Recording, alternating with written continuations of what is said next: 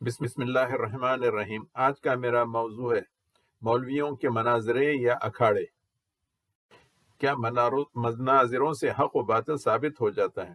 1946 میں مولانا مودودی کو سیالکوٹ کے ایک عالم دین نے مناظرے کی دعوت دی اور نماز جمعہ کے خطبے میں باقاعدہ اعلان بھی کر دیا کہ مولانا مودودی کے ساتھ ہمارا مناظرہ ہوگا۔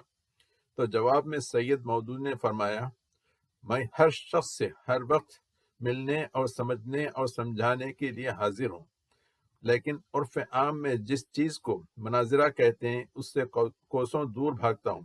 مناظرہ بہرحال مجھے نہیں کرنا ہے۔ اگر جناب کے پیش نظر مناظرہ ہے تو میں پیشگی اپنی شکست کی خبر دے دیتا ہوں۔ اگر جناب تشریف لائیں گے تو میں برسر مجلس اعلان بھی کر دوں گا کہ مولانا جیتے اور میں ہارا۔ مولانا نے مزید فرمایا، عوام کثرت سے تماشا دیکھنے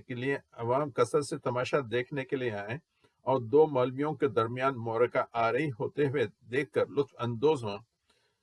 میرے نزدیک ایک نہایت مکروہ بلکہ گھناؤنی صورتحال ہے، جسے میں اہل علم اور اہل دین کی توہین سمجھتا ہوں۔